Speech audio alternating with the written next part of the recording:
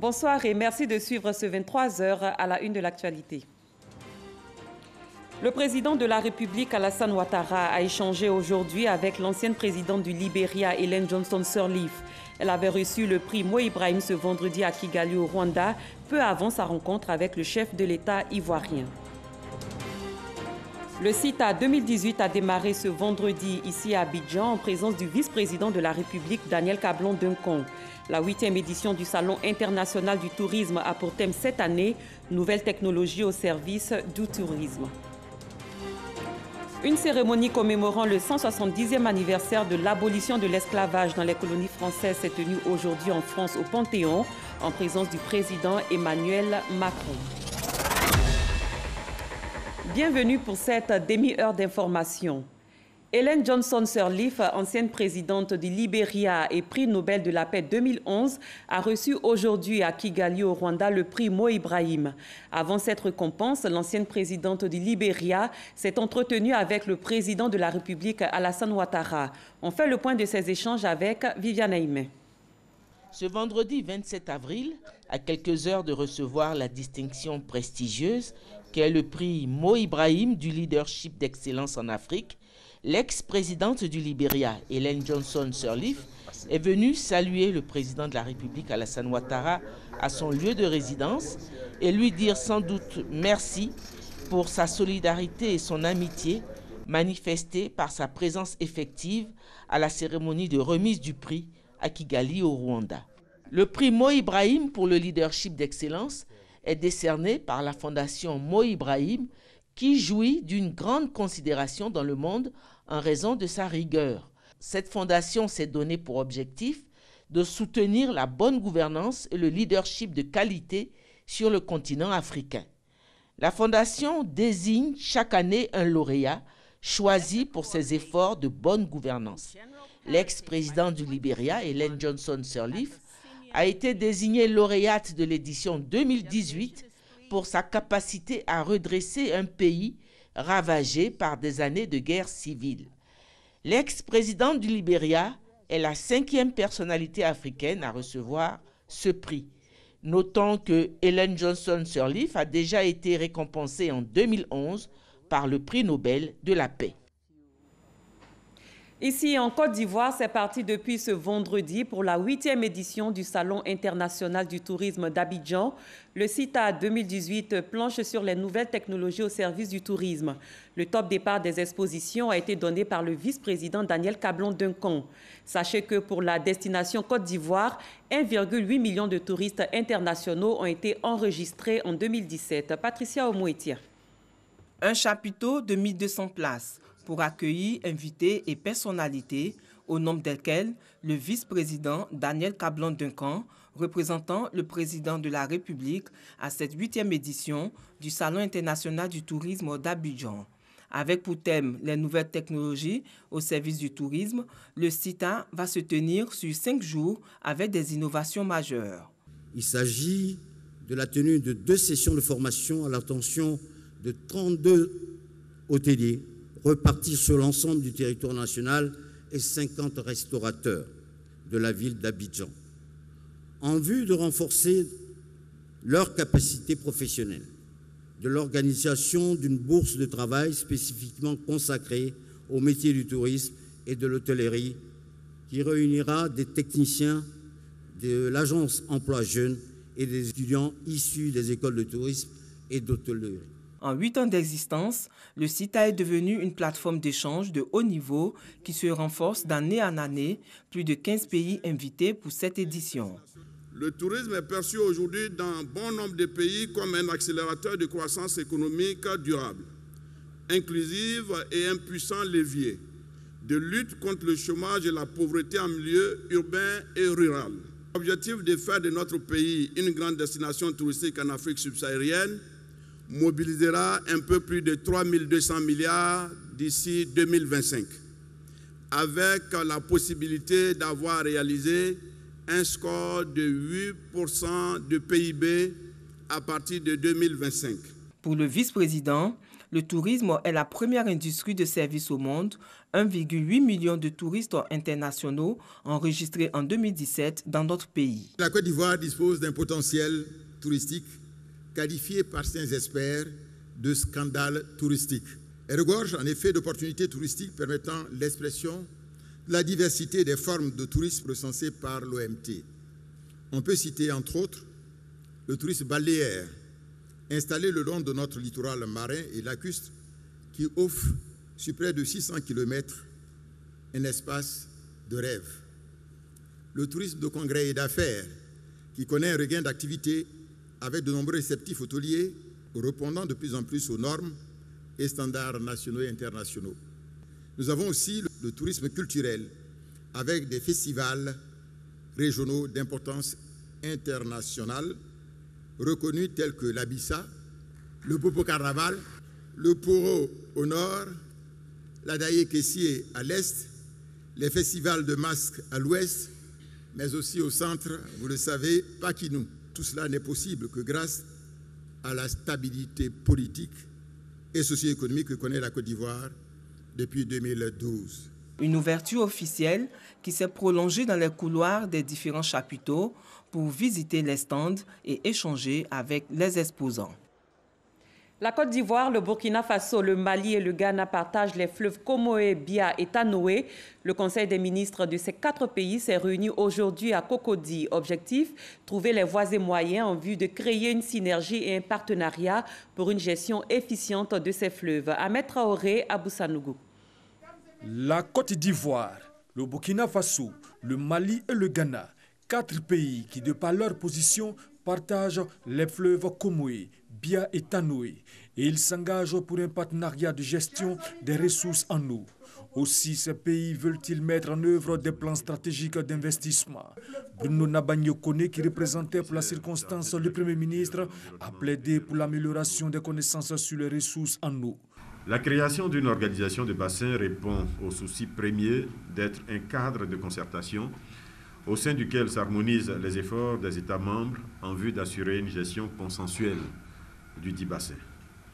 Le rôle d'une organisation de bassin consiste, en effet, à offrir aux États un espace de dialogue en vue de favoriser les consultations de manière permanente sur les initiatives de développement en cours ou projetées dans cet espace. Ces assises d'Abidjan vont créer l'autorité des bassins Comoé, Bia, Tanoé. Celle-ci sera consacrée par la conférence des chefs d'État et de gouvernement qui devra adopter les projets de textes constitutifs. Je voudrais également fonder l'espoir que cette réunion constitutive sera couronnée de toutes les réussites. Réaliser un développement socio-économique dans le domaine de l'eau, c'est aussi le vœu des participants à cette réunion constitutive. La gestion des ressources en eau doit être toujours une gestion partagée. Parce qu'on a dit à le dire ici, l'eau ne connaît pas de frontières. Donc c'est une ressource très importante et on ne peut pas la gérer de façon sectaire. Pourquoi il va falloir qu'un certain nombre de directives ont déjà été prises au niveau de la CEDEAO, au niveau international, et qui incitent les États qui partagent ces ressources en eau à s'associer pour ensemble voir de quelle façon gérer ces ressources, non seulement de façon durable, mais aussi pour pouvoir répondre aux besoins de la population. La CEDEAO, pour sa part, s'engage à accompagner cet exemple de coopération entre pays subsahariens. L'Afrique attire de plus en plus d'investisseurs étrangers à la recherche d'opportunités pour développer leurs affaires. Mais la ruée des opérateurs économiques européens, américains et asiatiques vers le continent peut constituer une menace pour les entreprises locales. Toutes ces informations ont été données lors de la 9e édition du Forum des bâtisseurs de l'économie africaine qui se tient ici à Abidjan. Francis Boifou. Certains parlaient de chaos dans les années 80 et 90 parce que l'Afrique était stigmatisée par les famines et les guerres, quand les plus optimistes annonçaient le rayonnement du continent. 2 décennies plus tard, l'Afrique se positionne comme le nouvel Eldorado des investisseurs étrangers et pour cause. Les investisseurs cherchent des zones de croissance, des endroits où ils peuvent investir avec une rentabilité élevée. Et l'Afrique est le continent qui aujourd'hui offre cet espace-là. Et le climat des affaires s'est amélioré très grandement dans presque tous les pays africains. L'exemple de la Côte d'Ivoire, locomotive de l'Union économique et monétaire ouest-africaine, UEMOA. La Côte d'Ivoire attire parce que la Côte d'Ivoire a une vision. Elle a une bonne politique managériale menée par le président de la République. La Côte d'Ivoire attire parce qu'elle a un potentiel économique fort, parce qu'aujourd'hui, elle a su se relever de toutes ces difficultés. Elle a un bon potentiel donc, humain, elle a des ressources. En Afrique subsaharienne, par exemple, les investissements directs étrangers sont passés de 1,9% du PIB en 2008 à 2,6% en 2017 et devraient se hisser à 2,7% en 2018. La ruée des investisseurs vers le continent, une opportunité pour booster la croissance économique. C'est une opportunité pour tous, mais il faut que ce soit de win-win. C'est-à-dire, ils viennent dans un pays, ils s'associent aux nationaux du pays, n'est-ce pas, avec l'aide des gouvernements, bien sûr, pour que l'expérience soit profitable pour toutes les parties concernées. Mais attention, préviennent certains économistes. Une forte présence de multinationales dans un pays pourrait constituer une menace pour les entreprises locales, souvent de petite taille. On ne peut pas laisser les investisseurs tout le champ, leur donner tout le monopole de notre économie. Il faut mettre des garde-fous, parce que celui qui a un monopole, forcément en abuse. La 9e édition du Forum des bâtisseurs de l'économie africaine, une plateforme d'échange d'expériences avec à la clé la promotion de la destination Côte d'Ivoire. Nous voulons surtout contribuer à la promotion des acteurs économiques ivoiriens. Et ces entrepreneurs, ces acteurs économiques doivent se faire valoir à l'international. Plusieurs chefs d'entreprise seront récompensés à la fin des travaux. Une façon d'encourager le secteur privé africain à développer le continent. Le secrétaire d'État auprès du Premier ministre chargé du budget et du portefeuille de l'État s'est rendu ce matin dans les locaux de la Direction générale des impôts à Adjamé. Un déplacement qui s'inscrit dans le cadre de ses visites inopinées dans les administrations sous tutelle pour s'imprégner des conditions de travail des agents. Mamadou Kwasi. Adjamé, Direction générale des impôts. Ce vendredi matin, une présence particulière dans ces locaux. Le secrétaire d'État en charge du budget et du portefeuille de l'État y est, non pas pour payer ses impôts, mais pour s'imprégner des conditions de travail des agents. Moussa Sanogo fait le tour des bureaux. S'il constate une présence importante des agents à leur poste, il note aussi des cas d'absence. Là, il est quand même 8h30. Ça fait une heure après l'heure officielle d'ouverture des bureaux. Donc là-dessus, quand même, je crois qu'il faut regarder les choses de près. Voilà, que les uns et les autres puissent expliquer. À chaque étape, il échange avec responsables, agents et contribuables trouvés sur place. Des échanges qui permettront à ses collaborateurs de lui exposer leurs préoccupations, des préoccupations liées aux conditions de travail. Les conditions d'accès à nos locaux qui ne sont pas faciles. Après ces conditions d'accès, vous verrez que les agents sont un peu plusieurs par bureau, mais ces difficultés ne nous empêchent pas de travailler. Une visite bien appréciée par le directeur général adjoint des impôts et par les agents. Vous savez que la DGI est pourvoyeuse de recettes importantes pour financer le budget de l'État. Donc il est bon que le premier responsable lui-même vienne de temps en temps vérifier sur place l'effectivité de la présence des agents, vienne sur place aussi s'enquérir de leurs conditions de travail. Ça a été une surprise pour nous parce qu'on ne s'attendait vraiment pas. Et on arrive, on nous dit que le ministre est là. Pour nous, vraiment, ça veut dire qu'il se soucie de nous. Je suis là depuis 7h30. On ne s'attendait pas et vraiment on en avait besoin. Parce qu'avec les conditions d'Adjamé, les conditions de travail dans lesquelles on est, vraiment on a su que le ministre ne nous a pas oubliés. Moussa Sanogo encourage les agents de la Direction générale des impôts à fournir plus d'efforts dans la réalisation des objectifs du gouvernement. Pour apprécier la performance du recouvrement des impôts dans une zone comme Adjamé, qui est une grande commune commerçante, pour nous assurer que ces performances-là sont en ligne avec nos attentes.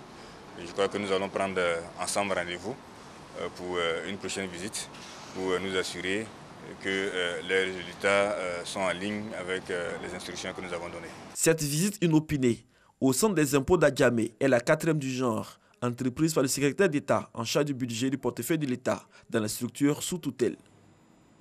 Une mission multisectorielle à l'initiative du Club Afrique Développement s'est réunie hier autour des FinTech, la rencontre entre la finance et le digital.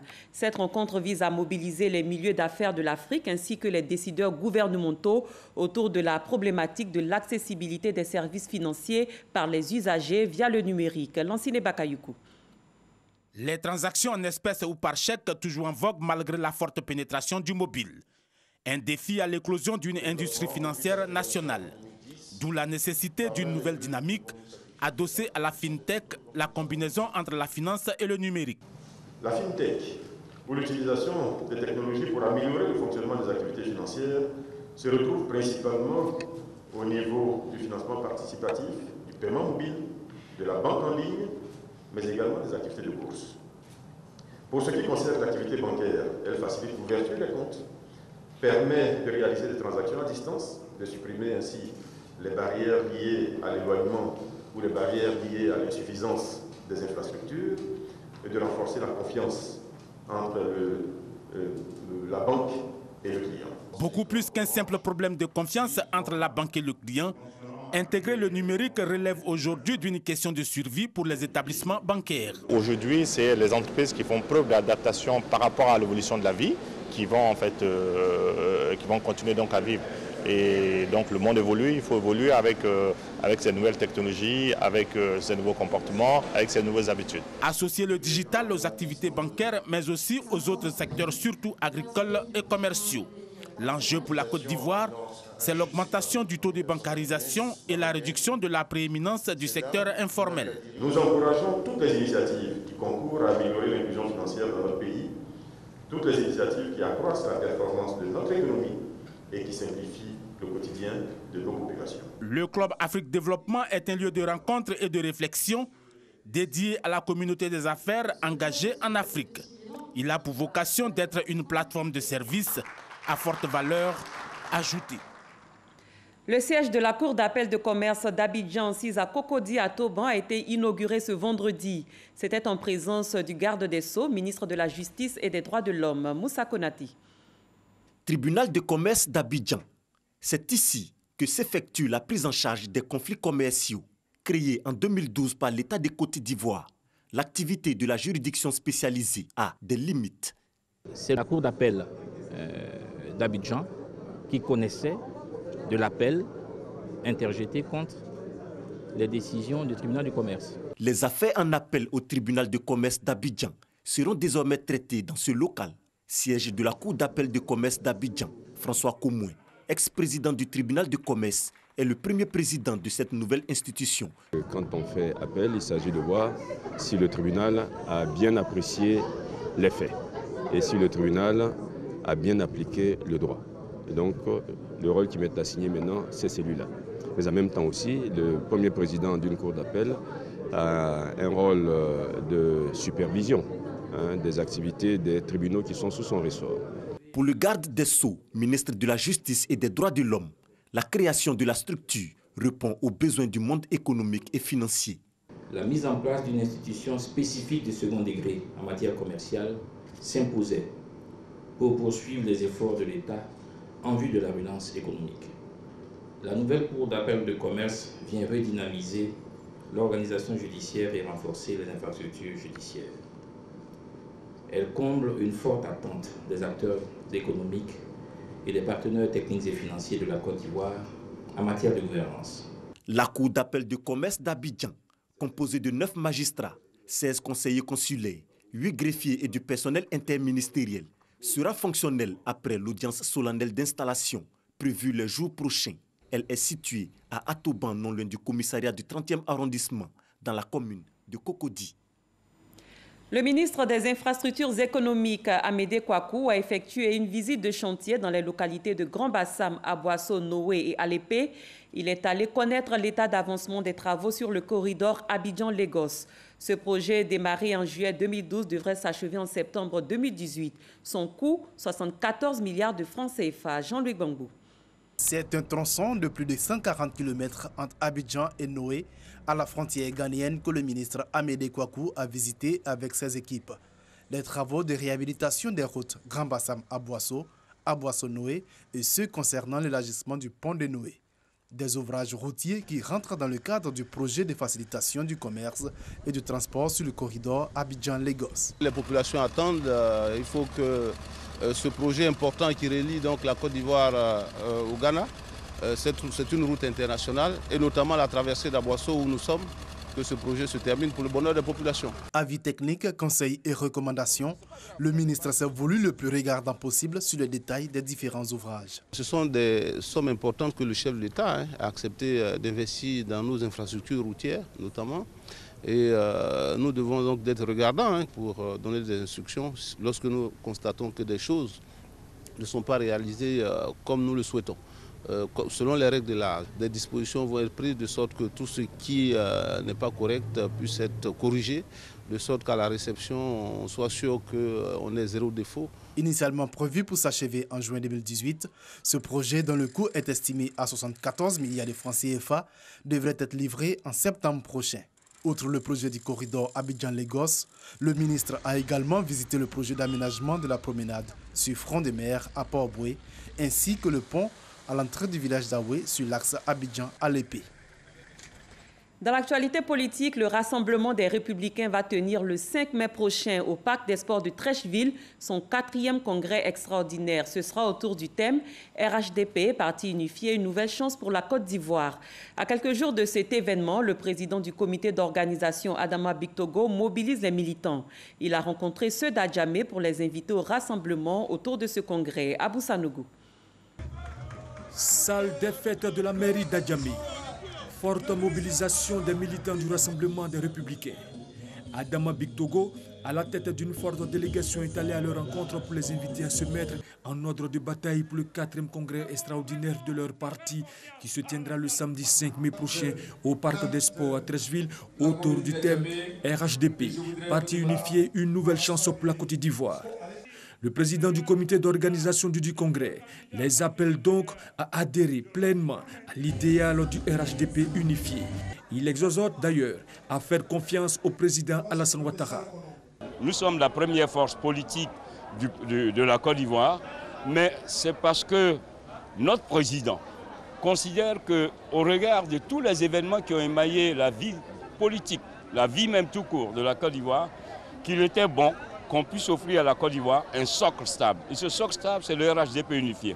Donc nous sommes venus pour qu'ensemble, le RDR soit mobilisé pour le RHDP unifié et que le RDR soit le fer de lance, la force motrice de ce grand ensemble, cette nouvelle chance historique pour la Côte d'Ivoire. Donc on est venu expliquer à nos militants de ne pas avoir peur. Pour ce rendez-vous, la commune d'Adjamé entend relever le défi de la mobilisation. Les femmes d'Adjamé, on va sortir massivement. Nous sommes prêts, très prêts. Le parti unifié. Nous avons prévu mobiliser près de 500 jeunes, mais nous allons aller au-delà pour le 5 mai. Parce qu'il est important pour nous de dire merci au président de la République et de dire merci pour l'avenir qu'il est en train de préparer pour nous les jeunes. Parce que le parti unifié pour nous, c'est l'avenir. Le parti unifié pour nous ici, c'est la stabilité du pays. Plus de 10 000 militants sont attendus à ce 4e congrès extraordinaire. Seuls les militants statutaires du RDR seront conviés aux travaux qui se tiendront sur une seule journée. Dans un autre registre, le programme national de la santé scolaire et universitaire santé adolescents et jeunes fait le bilan à mi-parcours de ses activités. Les médecins de santé adolescents jeunes dans toutes leurs composantes se sont retrouvés à cet effet à l'Institut national de l'hygiène publique à Trècheville. Ami Sissoko. S'occuper de la santé des élèves, étudiants, jeunes déscolarisés ou non scolarisés. C'est la tâche assignée au service de santé scolaire et universitaire SSU, appelé autrefois médico-scolaire. Les médecins exerçant dans ces centres de santé ne sont pas à l'abri des difficultés. Nous n'avons pas de radiographie, figurez-vous, sur place, ni de salles d'échographie. Donc on est obligé de faire partir les enfants que nous soupçonnons jusqu'à faire 45 km. Pour faire ces différents examens. Pour remédier à ces difficultés, le programme national de santé scolaire et universitaire initie une réunion bilan à mi-parcours. Elle servira aussi à trouver des stratégies pour inciter les jeunes à fréquenter les centres de santé scolaire et universitaire. Nous assurons la prise en charge avec des médicaments, des antipaludéens que le ministère nous donne. Au niveau de dépistage du VIH, nous faisons la prise en charge avec les antirétroviraux. En santé scolaire, tout est gratuit. Le personnel se tient à leur entière disposition pour une prise en charge psychosociale adéquate. Et même nous avons aussi un service d'hygiène mentale pour la prise en charge des élèves toxicomanes qui ont des problèmes psychiatriques. Nous avons en charge une population à grand risque, les jeunes et les adolescents. Et nous donnons des directives. Nous devons évaluer si ces directives-là sont mises en œuvre. Par exemple, pour le VIH, c'est dépister, traiter. Il ne peut pas dépister et puis laisser partir un patient. Le taux de fréquentation des services de santé scolaire et universitaire est estimé à 30%. Il en existe 163 en Côte d'Ivoire, dont 77 formels. L'actualité en bref sur le continent nous conduit d'abord en République démocratique du Congo. C'est en compagnie d'Olivier Iriebi et Herman Guivé.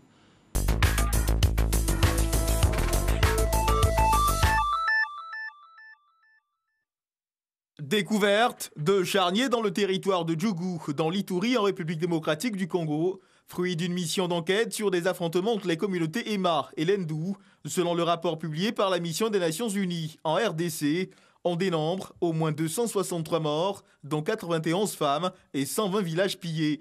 Des corps découverts dans 5 fosses communes creusées par les proches des victimes entre février et mars 2018 à Bloukwa Centre et Mazé-Waliba. Un bilan qui reste provisoire. La situation est toujours tendue avec les vagues de déplacement des populations. La cérémonie marquant le 170e anniversaire de l'abolition de l'esclavage a eu lieu ce vendredi à Paris, dans les allées du Panthéon. C'est la première fois que le président Emmanuel Macron préside cette cérémonie depuis la campagne présidentielle, où il avait qualifié la colonisation de crime contre l'humanité. Depuis 2007, la cérémonie se célébrait dans les jardins du Luxembourg à Paris, le 10 mai. Mais la commémoration a été ramenée au 27 avril, date à laquelle le gouvernement de la République française avait publié un décret abolissant officiellement l'esclavage dans les colonies françaises. Aussi, le choix du Panthéon par le président français se justifie par le fait qu'il abrite la tombe de l'un des plus fervents défenseurs de l'abolition, Victor Schœlcher. Rencontre historique ce vendredi 27 avril entre le président sud-coréen Moon Jae-in et le dirigeant nord-coréen Kim Jong-un. Les deux hommes se sont engagés à une dénucléarisation complète de la péninsule coréenne. Les deux dirigeants ont démontré leur volonté d'entreprendre un nouveau départ dans la paix. Ils ont signé une déclaration commune dans laquelle les deux pays conviennent de cesser toutes leurs activités hostiles sur les surfaces terrestres, maritimes et aériennes. Ils ont exprimé leur volonté de transformer la zone démilitarisée qui sépare les deux pays en une zone de paix. En sport football, le formateur français Jean-Marc Guillou était ce matin face à la presse pour présenter le projet C'est Jeunes, un projet mis sur pied par la Fédération ivoirienne de football pour relancer le football ivoirien. Jean Silver, Samuel Metch. Positionner la Côte d'Ivoire dans les 15 années à venir sur la shortlist mondiale des meilleurs pays de football, c'est l'objectif que veut atteindre la Fédération ivoirienne de football qui a décidé, à travers son département C'est Jeunes, de confier la formation des jeunes à l'Académie Jean-Marc Guillou. C'est un projet qui me tient à cœur et parce que je pense que ça n'a jamais été fait en Afrique. Et en Afrique, je pense que c'est une terre qui devrait... Enfin, un continent qui devrait, surtout l'Afrique noire, qui devrait avoir vraiment une place privilégiée dans le Gotha du football. Que ce soit en Côte d'Ivoire, que ce soit au Mali, que ce soit au Nigeria, tous ces pays bien organisés devraient être parmi les meilleurs pays du monde. Parce qu'il y a beaucoup de talents en Afrique. Jean-Marc Guillou, un nom bien connu en Côte d'Ivoire et dans le monde du football. Le formateur français aura pour mission de donner à la Côte d'Ivoire de nouveaux joueurs de classe mondiale après la génération des académiciens. Surtout, faire de la Côte d'Ivoire un modèle pour les autres pays. Le projet C'est Jeunes consiste à organiser une série de compétitions avec des jeunes, regroupés par catégorie de poids et d'âge. Il concernera les jeunes garçons et les jeunes filles. La phase pilote démarrera à Abidjan et à terme s'étendra aux villes de l'intérieur du pays afin de couvrir à l'horizon 2030 tout le territoire ivoirien. Je vous donne à présent lecture de ce communiqué. Le ministre de l'Emploi et de la Protection sociale porte à la connaissance des populations vivant en Côte d'Ivoire qu'en application de l'article 24.2 de la loi numéro 2015-532 du 20 juillet 2015 portant Code du travail, le mardi 1er mai 2018, jour de la fête du travail, est déclaré jour férié, chômé et payé sur toute l'étendue du territoire national. C'est la fin de ce 23h. Merci de votre fidélité. Excellente fin de soirée. Prochain rendez-vous demain 23h.